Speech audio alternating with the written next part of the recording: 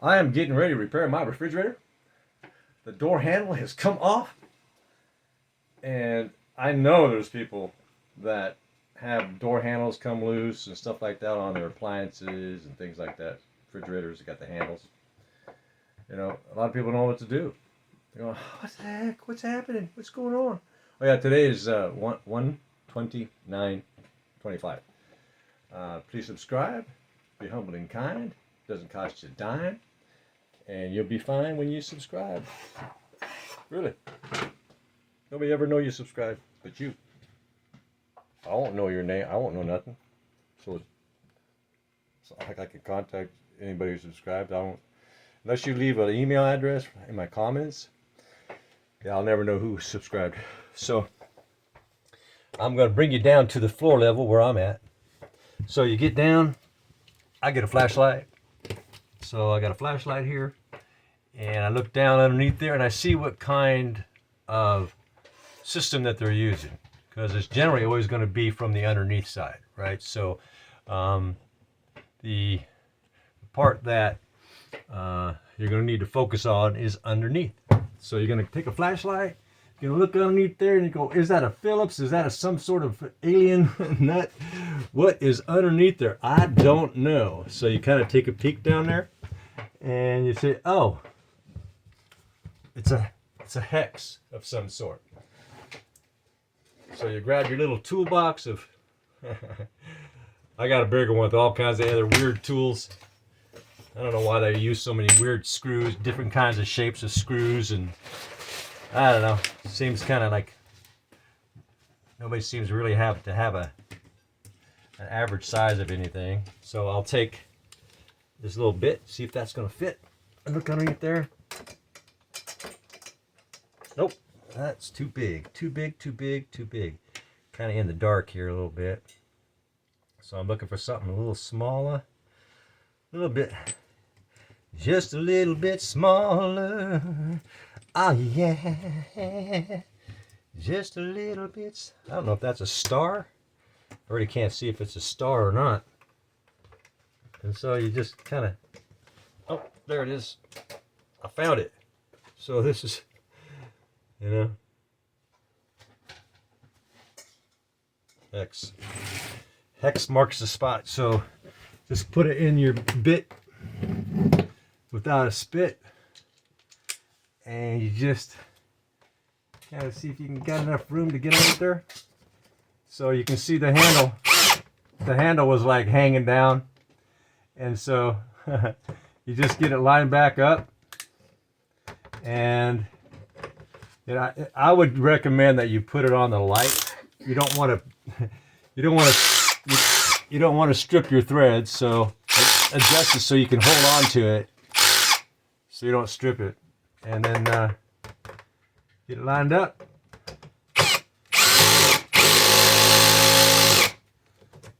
This is a brushless screwdriver, so kind of acts like a hammer, and so you can see how nice and taut.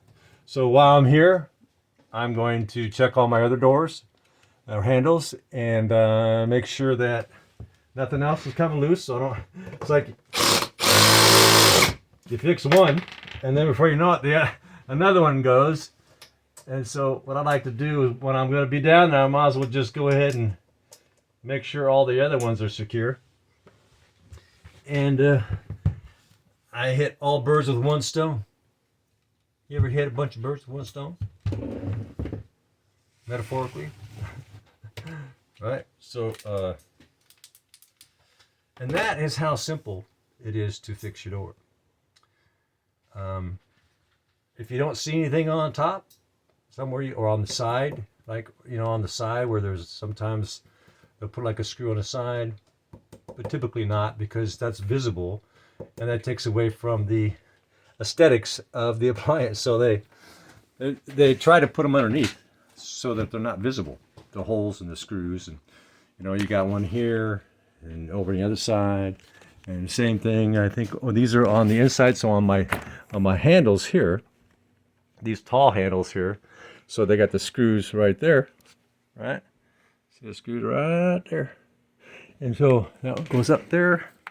There's nothing in the middle, looks like. So there you got a screw there. And so anytime your handles come loose on your fridge, just grab a. I'd recommend grabbing a flashlight. That way you can better isolate and just explore the whole handle, kind of look at it and go over the handle and get familiar with it, make it your friend, whatever.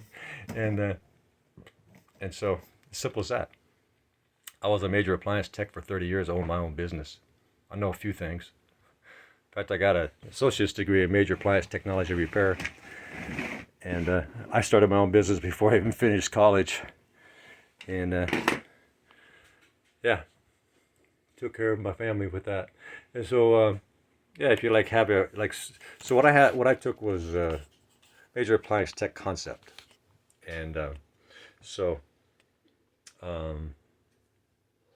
you think about a washer, what does a washer do? It washes. Well, what are the other aspects that it does? Well, got water coming in, got water going out. Tub spins, right? Tub agitates.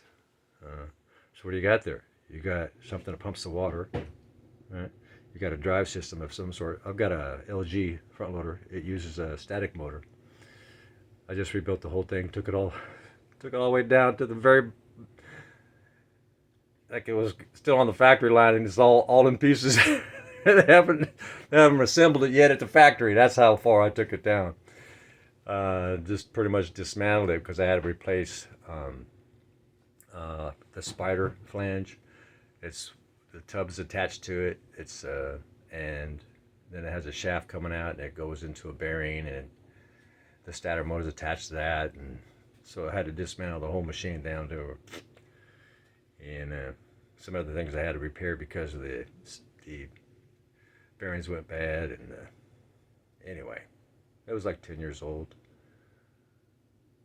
Now it works like brand new. It made noise probably.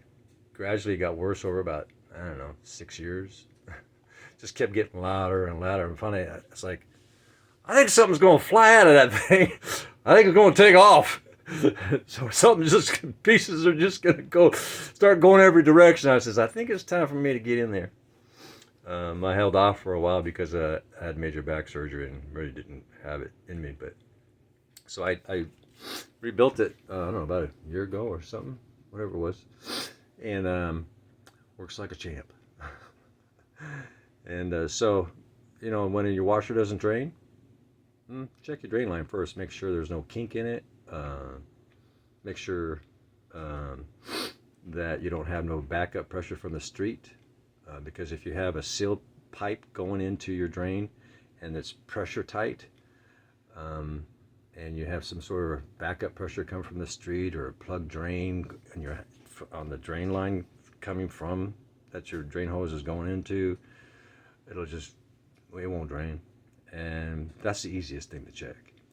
And the other thing, if you have one of those has a filter, you know, you can, like mine has a little door in the front, left hand side, and I open up the door and there's a little hose and I make sure there's no water. Now those just get plugged. Be careful here. Those little hoses get plugged frequently. And so when you go to take the filter screen, to check the filter screen on the pump, you go to put that out. Well, pull that out, it's, you know, there goes the water. So I recommend you have some towels or something like that handy, or something you can, maybe the towels and something you can catch the water in case that little hose is drained. Because if you pull that little plug out of that little hose and no water comes out, well, that might mean it's plugged. So when you pull that screen out of your water pump, yeah, you can get some water. So you will take that, screw that out of the water pump. There's on the LGs, and a lot of them actually do that. Kenmores have that style now, and front loaders. I think most of them have that. So what you'll do is take that screen out, screw it out, and clean it out, and look inside there and make sure there's nothing. Sometimes coins, I don't know how they get past that screen, but I've seen them get past it. And they get in there and damage the blade. And you could have a stripped blade on your pump.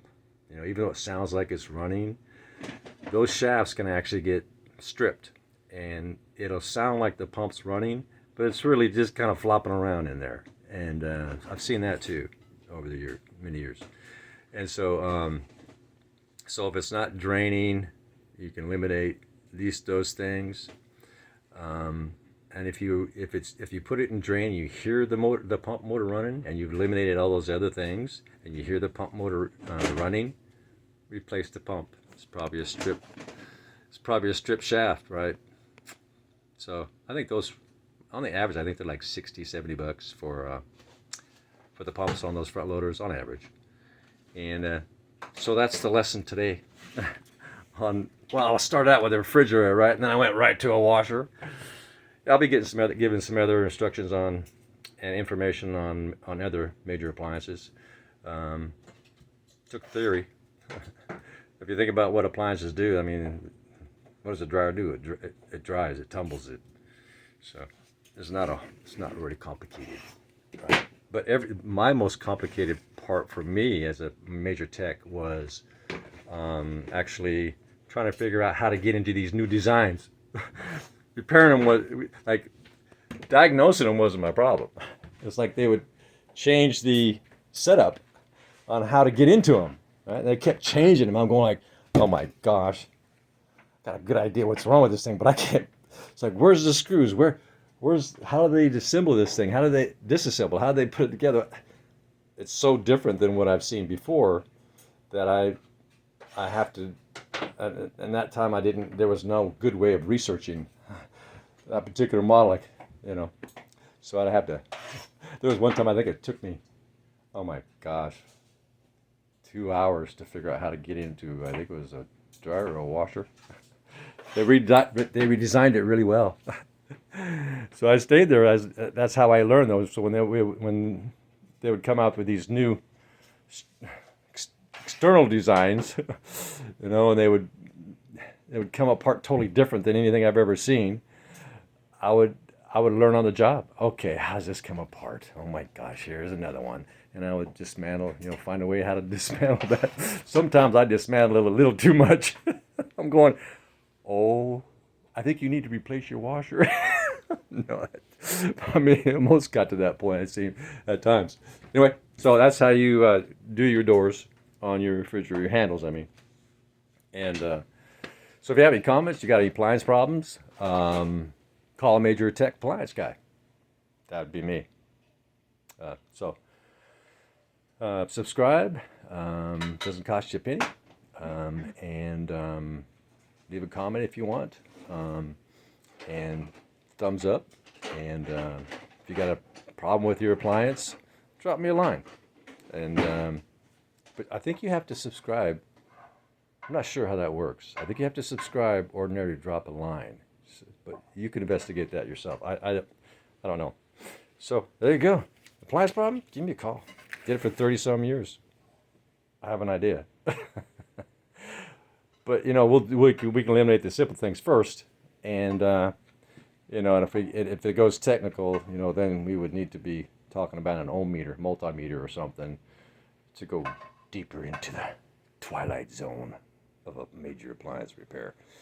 Anyway, you have a nice day. Please subscribe. Be humble and kind, and you enjoy the rest of whatever time of it is of the day. Bye now.